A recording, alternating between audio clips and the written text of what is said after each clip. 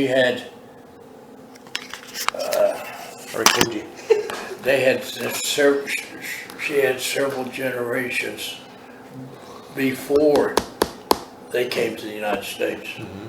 And I forget now where she said they're from. And anyway, she was in here and I asked her if it's possible we could get a copy of some of that. She said, sure. Might be Germany because he and I think it was Germany. I'm not positive, but that's where he and Claire spent their lives after the assassination. They ran to Germany. But anyway, she sent it to us, and a guy that was working here for us right after Dave McCain died, and he was getting really involved with the museum and everything, and I was telling him about that. Good, he said, I want to see those.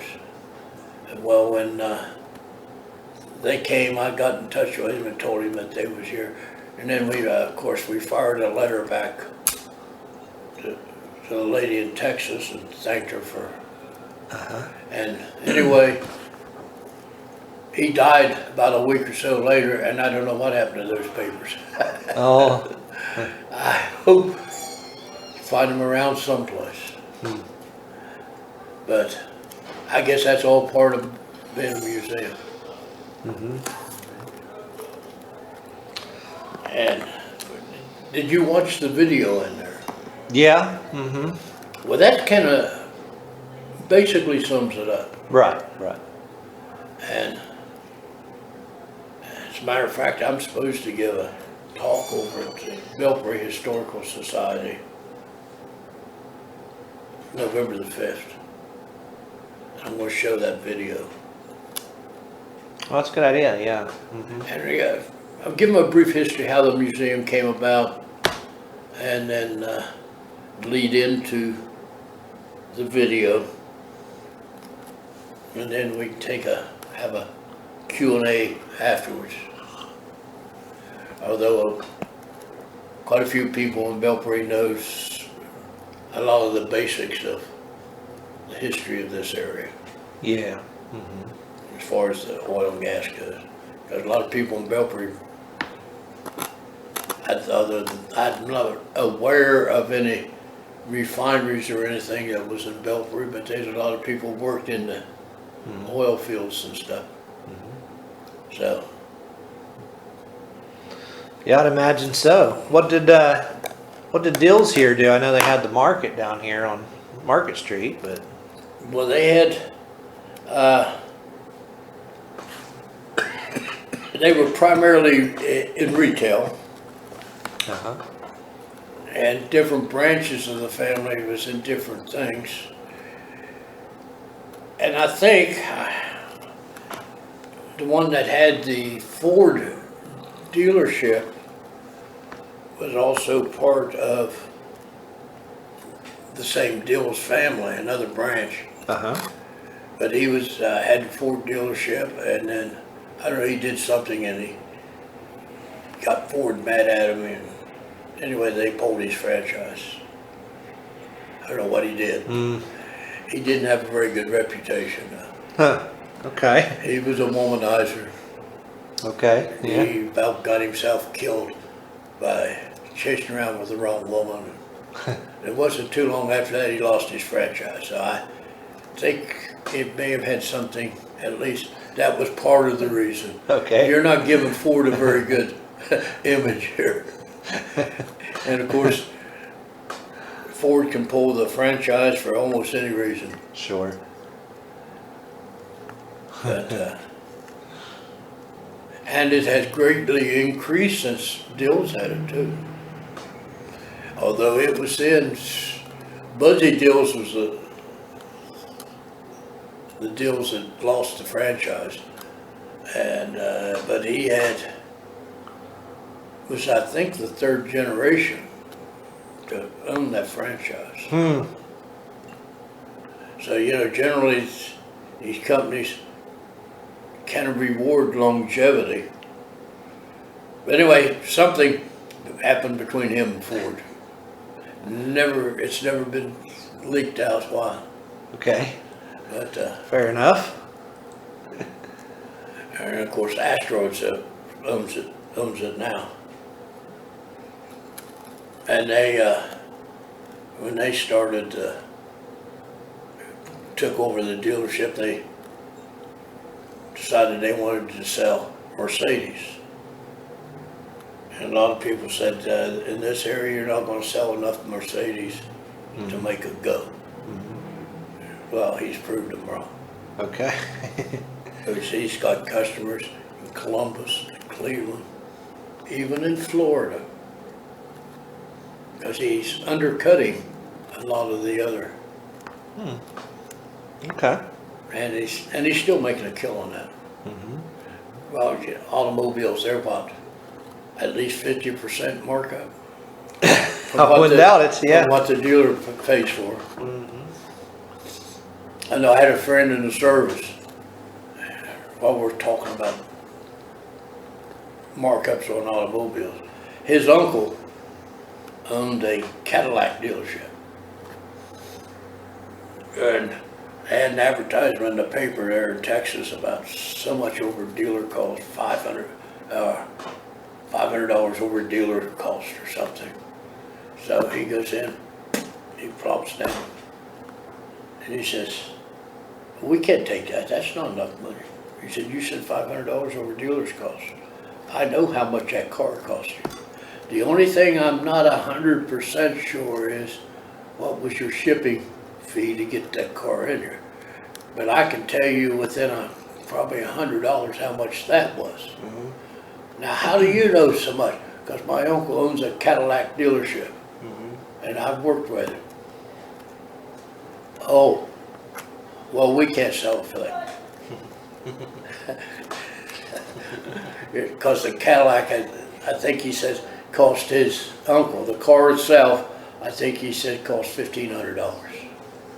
And at that time, they were selling for in the neighborhood of $3,000 to $3,500. You're probably talking like early 60s or something, maybe? So he offered him $2,000, and he said, that's $500 over your cost. But, of course, that's just a regular sales gimmick, everybody uses it. And what kind of questions do you have here about this?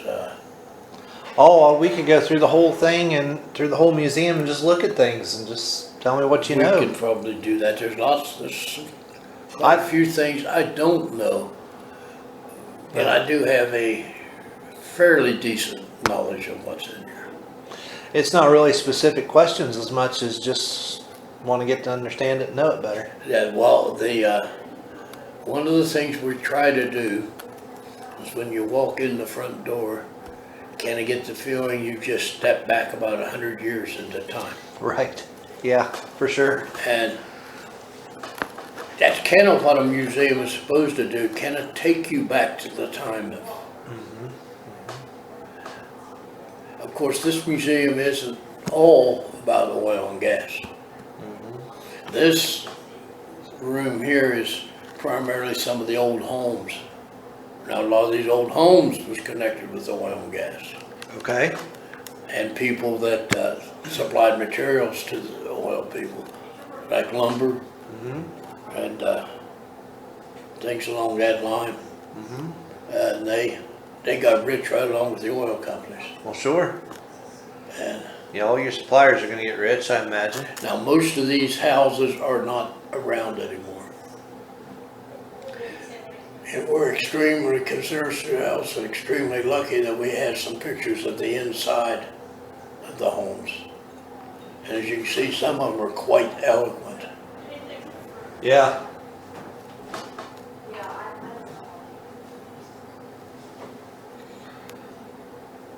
Wells and Casto and Neil. We got Neil Street, Juliana. Yeah. So, but anyway, yeah. and we just got these pictures put up Friday, I think it was. Crawford. No, that's a famous name. So, and there's There was a lot of money made in this area at one time, Sure. but Now you just pretty much got DuPont, huh? DuPont, there's a whole lot of DuPont left down there, Right. as far as DuPont's concerned. But at least the other plants that's down there are still being operated. Uh-huh. But What happened to Burning Springs? Did they run out of oil? no, they're actually still pumping oil and getting gas out of that area yet today. One was that just 2 or 3 years ago they had a gas storage tank caught fire out there and burned. But There should be a pretty big reserve to have been running for 100 and some years. Yeah, it's been 150 years or 160 years, whatever, and and there's still gas out there. Most of the shallow stuff is gone. Sure. Now, I'm going to say shallow. They was hitting oil sometimes 25 feet down, which is only about twice the depth of the ceiling. Sure, yeah. I mean, it's unbelievable, but they did. Uh-huh. They hit one well out there. We would love to, but we can't seem to track it down exactly where that well was at. It was called the Llewellyn well. And I'm not sure exactly when it hit. I'm thinking it was right after the Civil War, which should have been roughly the maybe one of the late 60s or early 1870s. But because the Civil War ended in 65. But he hit at about, and I don't remember what the depth was. It was one of the deeper wells at the time, but it was very shallow compared to today's standards. Yeah, I think the video said there was some just running out on the ground. And oil was literally seeping out of the ground and gas seeping out of. That's how Burning Springs got its name, because natural gas was coming out of the water springs, and you could literally set the springs on fire. And the Indians was quite familiar with that, and there was oil also coming out. Although the Indians didn't have a real use for oil, Right. but they did use it for, and I don't know how effective it was, but they said that, but the story goes that the Indians used it as a liniment or an ointment for arthritis pain and stuff, pains of the joints and muscles. They would rub that on, and I don't know. Sure. I don't know that crude oil will penetrate the skin of a human being. I don't know. I don't know whether it does or not. If it does, it could be effective for arthritis. Get into the joints, but I don't know that it. I don't know.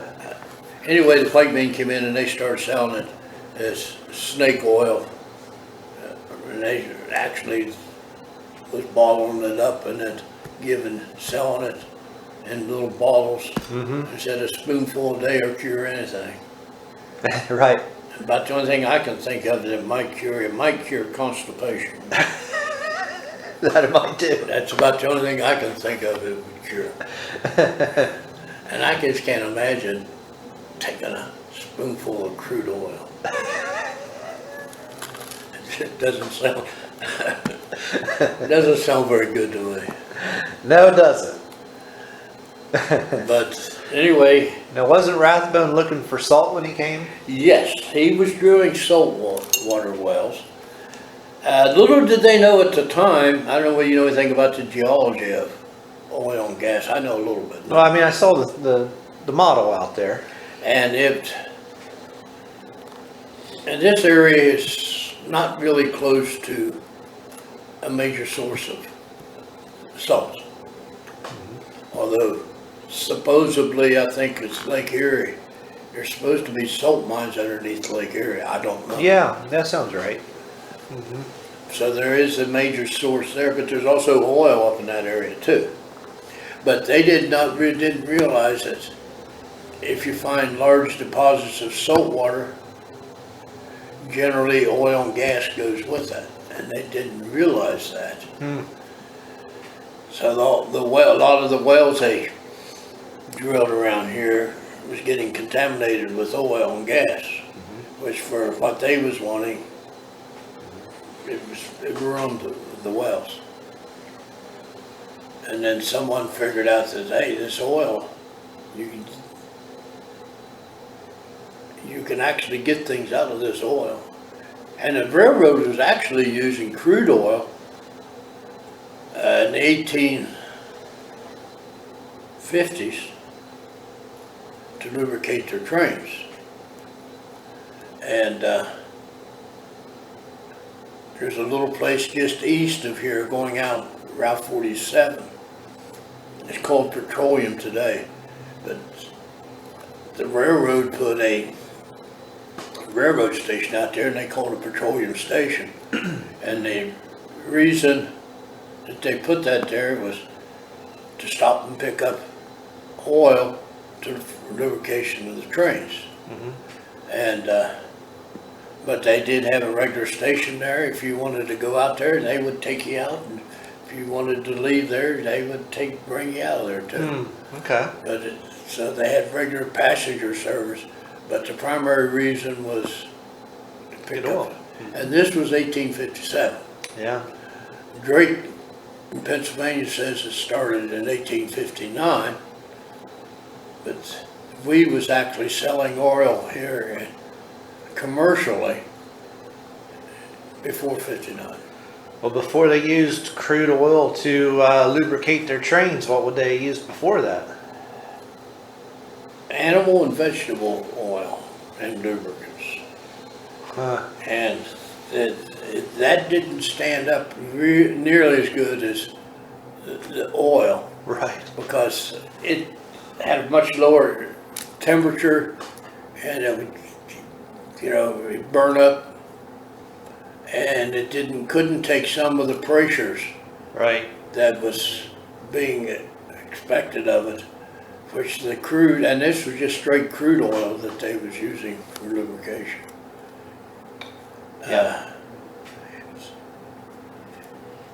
But the first contract for the sale of crude took place out, well, it's out close to where Newark. I don't know where you know where that's at or not. It's there where the Little Kanawha River and the Hughes join. And a coal oil refinery in Marietta signed a contract for crude oil. And then the crude was coming from, it wasn't really oil wells, although by the 1840s it was, but this was in 1819. They signed this contract for the commercial sale of crude oil.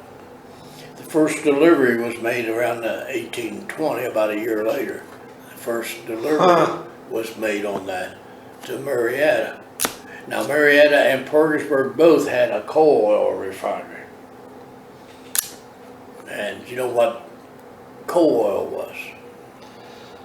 I've heard it, you can make it, but I thought that was a modern invention. I didn't know they were doing that back then.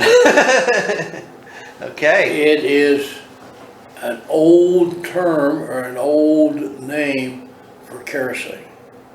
Oh, interesting. Okay. They got kerosene from coal, but it was very expensive and time consuming to do that. And of course, as most business are, time's money. The more time you spend on it, the more money you got involved in it, Right. and the more money you have to sell it for. And they was looking for a raw material that they could extract kerosene or coal oil, as they called it, much cheaper. Oil became their actually prime suspect, because they sort of looked at oil as liquid coal, and that really wasn't that far off the mark. They are very similar, except coal's in rock form, Yeah. and oil's in liquid form. Right, yeah. And if it had kerosene in it, you just eliminated one major expensive step. It was already liquid. Right. So that's what the Marietta signed that first contract, and then Parkersburg had contracts right behind them. And both towns, the refineries, were experimenting with natural or with oil to see what they could get to a refining process. And they found out that they could make kerosene or coal oil from it much cheaper than they could from coal. And that was the driving force behind all the other stuff was kind of dumped down over the hill. Okay. Gasoline and all that stuff. Yeah. Although gasoline, they did save back a little bit of gasoline, and it was sold as a solvent. Oh, interesting. Okay. Because they had no real demand for gasoline because gasoline engine hadn't been developed yet. Right. Right. And now, you know where the gasoline engine came from? And I'm not sure who came up with this idea. Some people said it came out of the United States. Well, the Germans did. And also some people says it was actually developed in Germany. Yeah. And German has had in the past some very good engineers. Uh-huh. So, anyway. I went to the Henry Ford Museum, but I was a kid. But Henry Ford did develop the gasoline engine. Right, but I'm pretty sure that's what they said. It was made in Germany. But I think, If I remember and that's where I kind of lean toward is Germany, that the gasoline engine, the principle and everything was developed, and a working model of the gasoline engine came out of Germany to start with. But anyway, it came from air compressor. Okay. And if you stop and think about it, an air compressor is basically a gasoline engine. The only thing, you don't have a source of ignition. Right. And whatever this guy's name was, if you put a flammable fuel mixture in there and you ignited it, that should cause this crankshaft to start spinning. Yeah. And so he went and worked, and of course the first ignition system was a glow plug. Okay. And anyway, they took the gas and air, and it was a vaporized system of carburation. They used like something like foam rubber. They would soak it with gasoline, and then the gasoline vapors would really fill the air in that area, and then you drew air across it, and then mixed air and fuel, and then you delivered it into the cylinder with the glow plug, and actually the crank on it started spinning. So How'd they keep it? Because the glow plug is constant, right? So how did they keep it? I don't know. Well, model airplanes. A little engine that's about that big around, stands about that high, whatever, uses a glow plug. Even yet today, Okay. it uses a glow plug. And of course, once you get it hot enough to start and run, then the ignition in that cylinder keeps it hot. And then when you come up on your compression stroke, somehow it ignites it at just about, it's not perfect timing, but it's close to it. And that's where the first, at least that's the stories I've read several places. Well, that's fascinating. I'm learning all kinds of stuff. So the engine itself wasn't a whole new invention. It was just a new application from an old piece of equipment. Uh-huh. And in a lot of cases, that's what a lot of Turn this way. Okay. that's where a lot of inventions came from. Yeah. It was just refining something that you already had Sure. and fine tuning it or whatever. And it's a lot of patents was held in the oil business for people in this area because they had blacksmith shops in almost all the oil fields. Of course, today they would call that your welding shop, Okay. Yeah.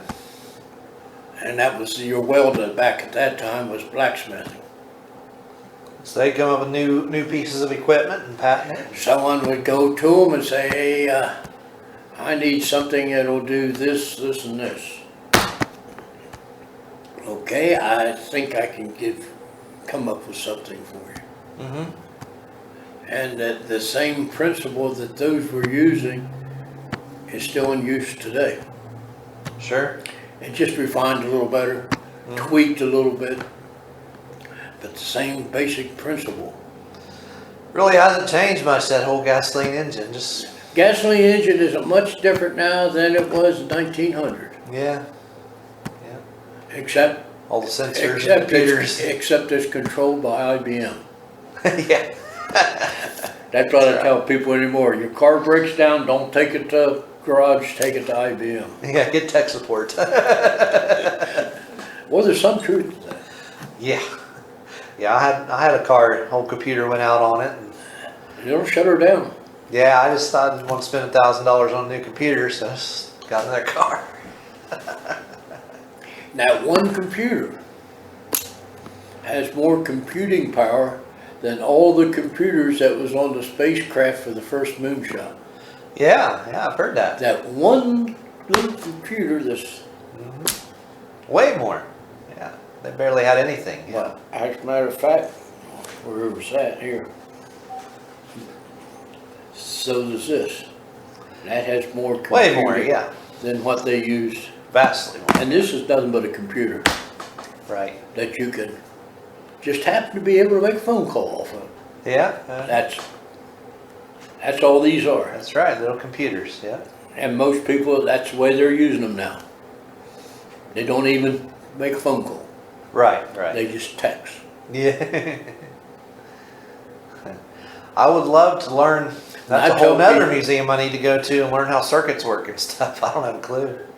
Well, circuit board was a big improvement in electronics. Yeah. They're much more durable. And You mean over transistors and all that? transistors are still used. They haven't replaced the transistor yet. But they've really refined it down to, it's not very big now. Okay, yeah. And the so-called tree huggers Yeah. are talking about doing away completely with oil. And I say, really? And they'd be sitting there using their phone. I said, you like that cell phone? Yeah. Well, without oil, that cell phone doesn't exist.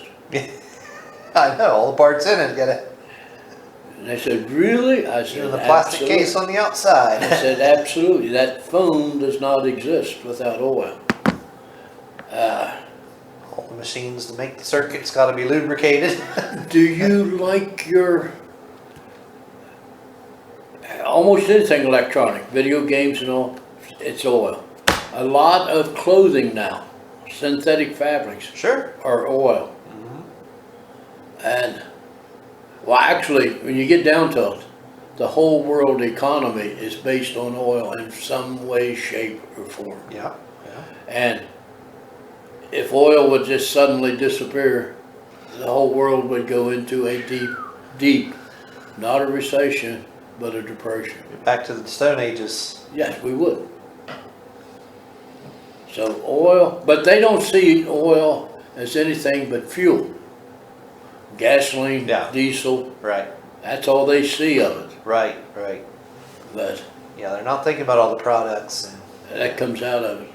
And actually, a lot of women's makeup comes from oil. Sure. A lot of medications come from oil. Yeah. Paint, like we used in here, that's an oil-based.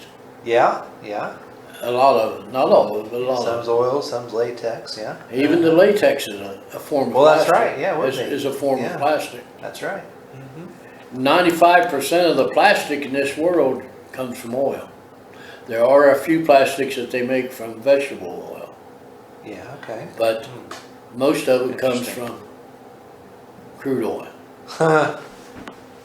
Wow. And that's, I didn't even know they made plastic from vegetable oil too.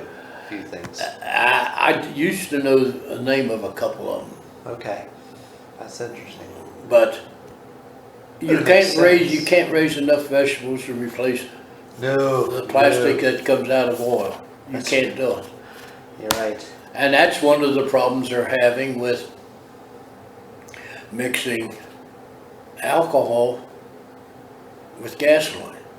It does make it burn cleaner. And it also does preserve, extend the life of oil. But it's raising enough corn and stuff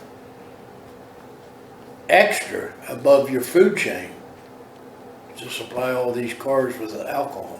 Yeah. Yeah. And So that's the one price of the of corn went reasons, one of the reasons food that has corn in it, well, it could be corn oil, or it could be corn itself, or some byproduct of corn, is as far as food goes, they're cutting into that. So it's diminishing the supply for food and going into the cars, Right. because you can only grow so much corn. Yeah. So, and most people don't even think about that. Right. I don't know what the world's going to do when they run out of oil. Or if or Well, when that right might now, happen. there's not much danger of that right now. Got a while, yeah. Got a while. Well, for one thing, I'm not sure exactly what the oil reserves are in the United States, but natural gas, and you can get some plastics out of natural gas too. But natural gas, at the rate we're using natural gas now, there's at least just in this kind of general area, I don't know if you're familiar with where the Marcellus Shale, I've heard of it. It's, Yeah. Uh-huh. which includes West Virginia, part, a little bit of Ohio, eastern Ohio, Yeah, Pennsylvania. at least half of Pennsylvania, and it actually goes up into New York too. Yeah. Just in that small area, when I say small, that's a pretty good sized area. Huge, yeah. But It's a lot. Yeah. country-wise, it's small. Sure. Just a small section of the country has over 200 years of known gas deposits. Yeah. Yeah. So I heard. So, and they're finding more all the time. Yeah. So we got a while. That is good to know. And that's, And they got that Bracken up there in North Right. Dakota and Canada. yeah.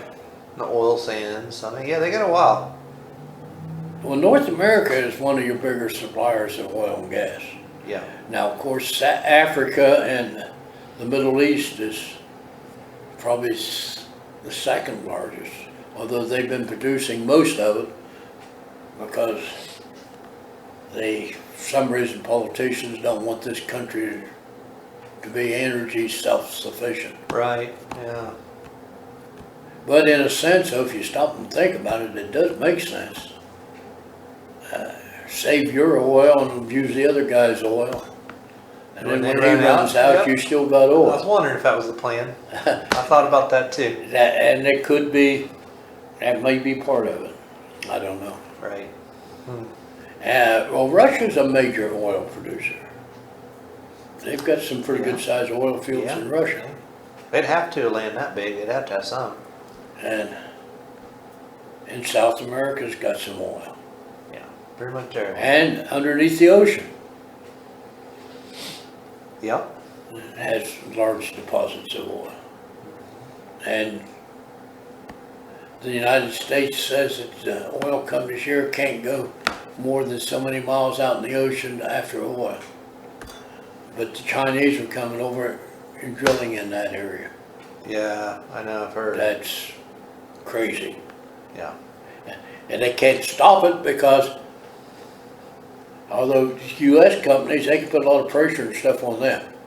But the Chinese companies, they have no control over them.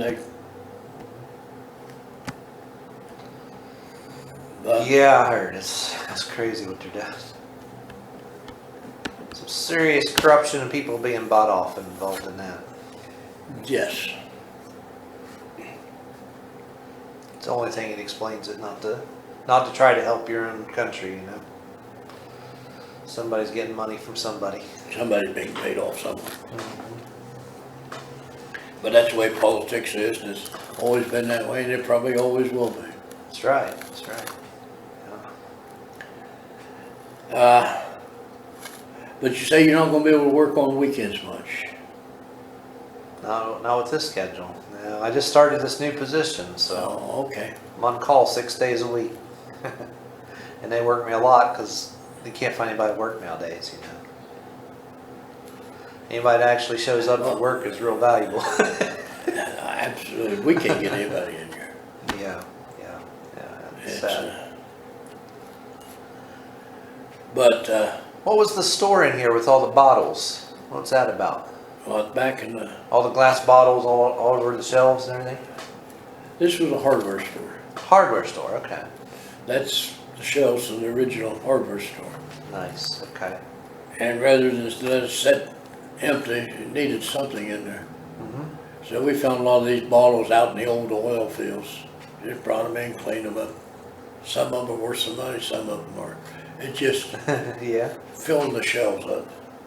Okay. But there are a few pieces back there that's worth quite a bit of money.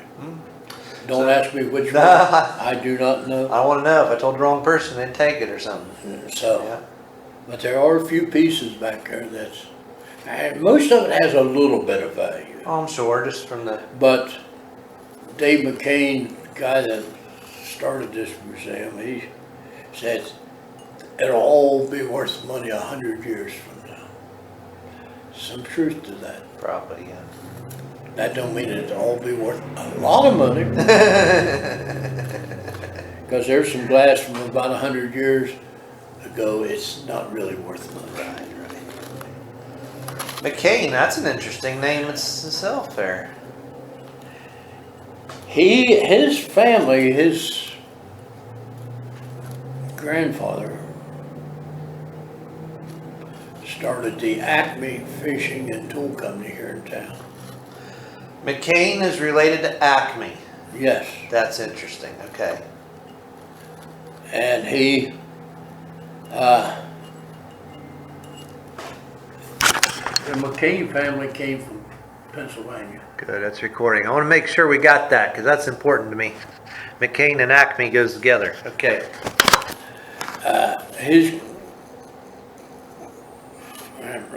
I'm not absolutely positive it was his grandfather or his great-grandfather. Started about 1900, started the Acme Fishing and Tool Company here in town. Okay. And they had moved from Pennsylvania here. And they started the company and they got quite successful. There was two companies that primarily supplied the stuff, and Acme was one of them that supplied the materials and stuff for the drilling and pumping equipment. And the founder of the company wasn't too old, and they had a company picnic out on the river.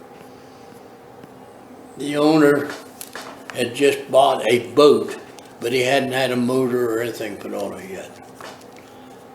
And of course, back then, most of it was steam powered, around 1900. Yeah. But it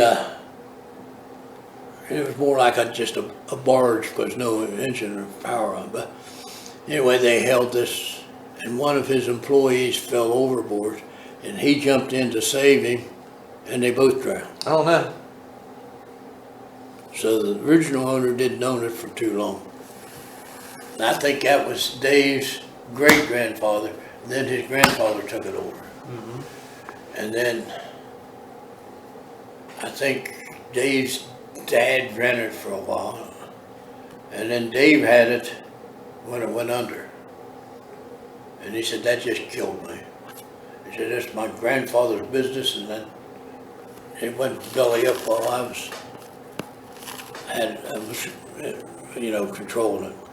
But but Dave had worked for years in the Pentagon in Washington, D.C. What's actually, I think, Pentagon's in realities in Virginia, I think. I think so, yeah.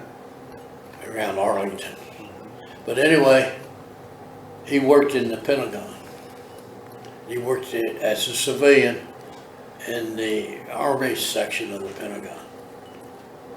And anyway, right after 9/11 happened, I asked him, I says, when that plane flew into the Pentagon, did it come close to your office?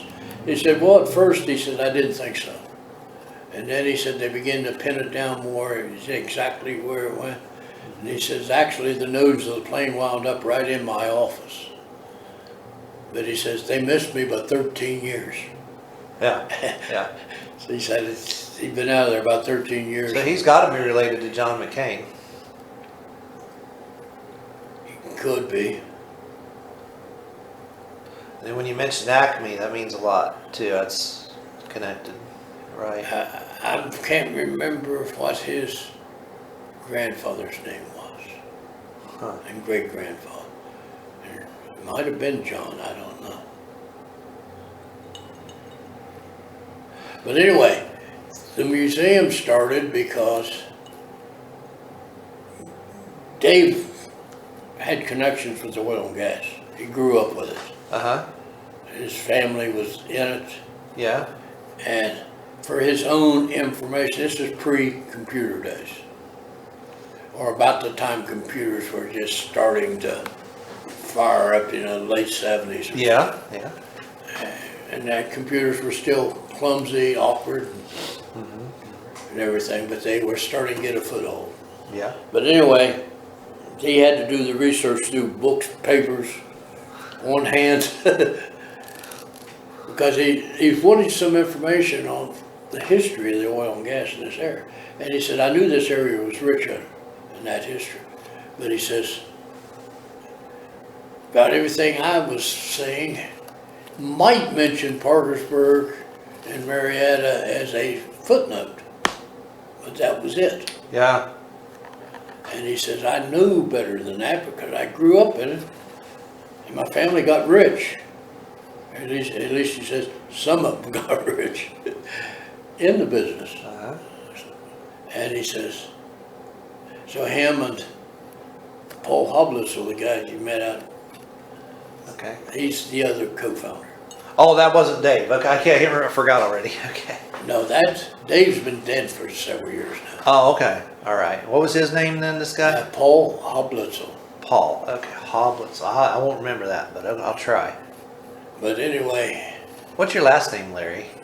Wiseman. Wiseman? Okay. But anyway, they got together and they went out here on a boat in the Ohio River about 35 years ago. And they spent an afternoon out there. Now, Paul's family also had connections with some of them with the oil and gas. Mm-hmm. So they both knew. There's a lot of history here on that. Uh-huh. And they said it was out there on the river about all afternoon discussing what the devil they wanted to do to preserve this history. Mm-hmm. And they both was kind of talking about, well, an oil and gas museum's a good thing. You can actually set a library up in it and have people come in and do research and stuff. Mm-hmm. And which we do have that. And, but they didn't have, now Dave had access to stuff that came from the Acme. He had tools and different things that came from the Acme, but there wasn't a whole lot of other stuff. And they've got an old truck in the back, 29 I think it is, Ford 1929 AA pickup. Well, it's about a 1 ton. And that was basically what we had to start with. There wasn't much. I wasn't here at the very beginning. But anyway, they had discussed it, and then they held several meetings later about, So Dave was downtown, and the guy that owned the building is a local commercial real estate agent.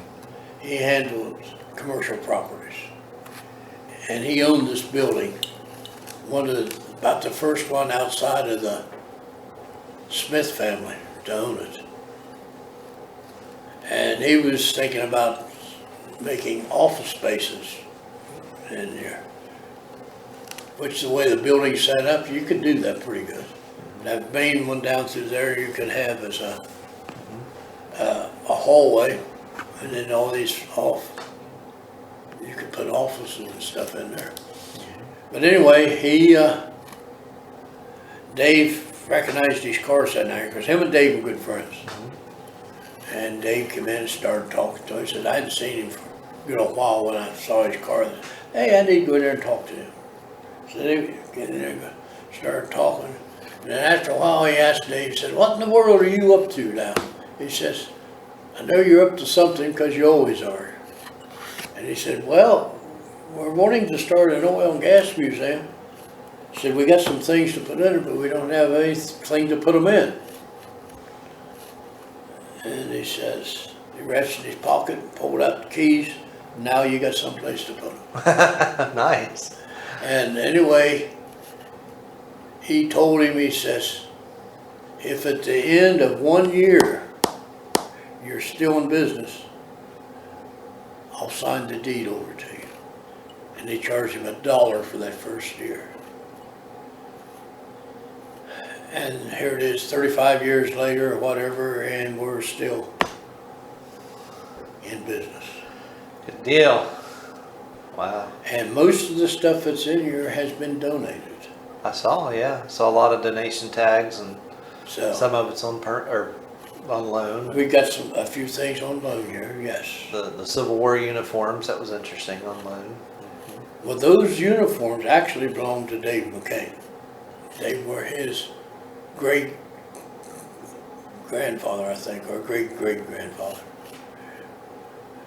And he wore those in the Civil War.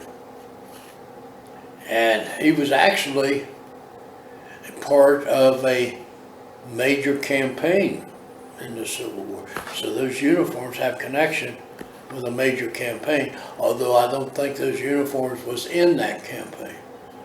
But Dave McCain's great-great-grandfather, or I don't know, it was one or two greats, was with Sherman in his march to the sea. Was in that campaign. Yeah, wow. And these uniforms are tied into that through him. Nice. And they got documentation to show that. Yeah. And Dave had them appraised, and they are in pretty good shape. There's not much wrong with them. Yeah. Of course, these are dress uniforms too. And I don't think they had time to go to a dance or a party or anything on that campaign. I don't think they took dress uniforms. Yeah. So they were probably put in storage someplace till after the campaign, and then, but, and we do have Still, it's fascinating. we do have a small Civil War display back here. But you can't tell the history of West Virginia without including the Civil War. On the right. Because because of the Civil War, West Virginia became a state. Right, right. So you have to include at least some of it. Well, sure. And talk about Borman up here. But we just try to present the facts and then people can make up their own mind. We try to stay neutral on it. Well, it's kind of what West Virginia did, wasn't it? Well, we had activities in the area. Yeah. Not too much in immediate, but Burning Springs, of course, was basically destroyed by the Confederacy during the Civil War. They completely shut the oil fields down. They went in there and destroyed. And then after the Civil War, they brought them back. But they dumped the oil. And they not exactly sure exactly how much oil, but there's a lot of it was dumped into the river, and then they set fire to it. And this is actually written up in Confederate reports. The two guys that made the raid, Bowden and Jones, when they wrote their report up on the raid at Burning Springs, we think they slightly over-exaggerated, but we're not sure. I think they said something like, I'm thinking the official report said 25,000 barrels of oil was dumped in the river and set fire. We think that's a slight over-exaggeration, which military campaigns reports had a tendency to over-exaggerate and make it seem more important than what it was. But the report, if I'm not mistaken, went back to Lee. And those reports are still available today. Now, there used to be an old Fascinating. TV show. It was on TV back in the 50s, late 50s. And I think it was called Johnny Yuma. Now, he was a ex-Confederate. And anyway, he traveled all over the country, and some of the troubles he got into with the discrimination against Confederacy in different parts of the country. And it was sort of a Western though. But they did one show on Burning Springs. And supposedly this TV character, Johnny Yuma, was part of the raid, although he was a fictional character. Okay. But they did get airtime on national TV. It's been that long. Wow. Back in the 1950s, which would have been less than 100 years after it actually happened. Yeah. But I lived through 1950s, and that seems like it's been forever. But yet it just seems like it was yesterday. Well, it's been too long since there's been some publicity here then. But this area did not get much publicity, and it still doesn't to a whole great extent. You know, nationwide, Yeah. that's something bad. Of course, about all parts of the country say, well, only publicity we get bad publicity. Well, that's what makes the news. Good stuff don't make news.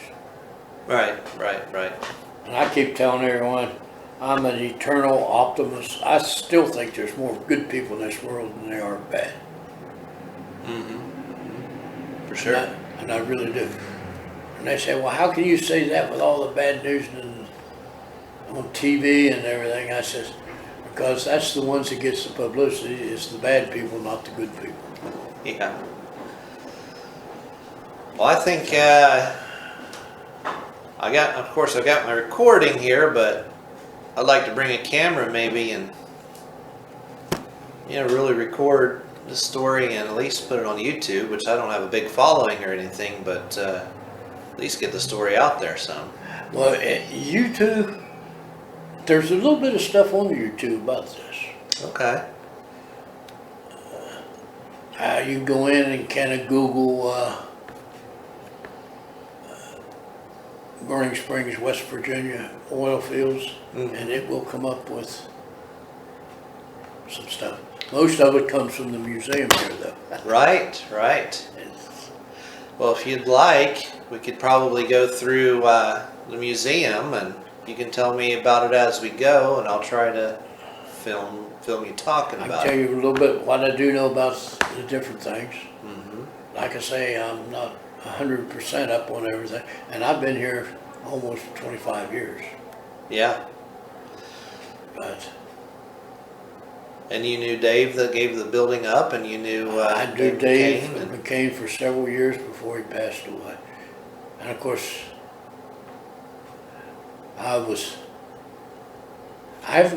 got paid at first when I first worked here through that government program.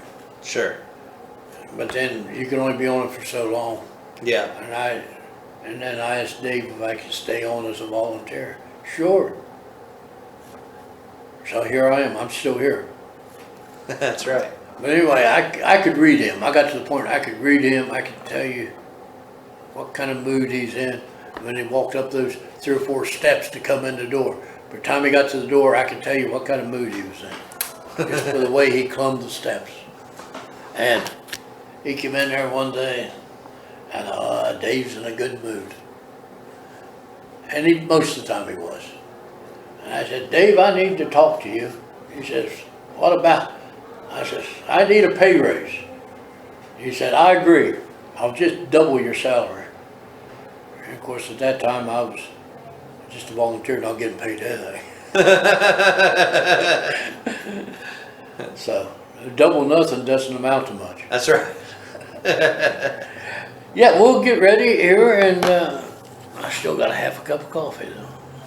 Well, I don't have a camera with me or anything except my phone. But we can go through. Oh, sure. And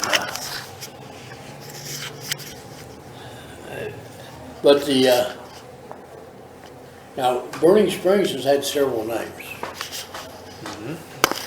and the original name was Burning Springs, and it's back to Burning Springs. But it was known as Oil City for a while, and it was also known as Rathbone City. Interesting. And we do have, I think, someplace around here, I'm not sure it's on display, but we do have in some of the archives of envelopes and stuff that's postmarked Oil City and Rathbone City. Nice. So it's documented. But now it's back to the original Burning Spring. I've only known it myself as Burning Springs, but I grew up out there about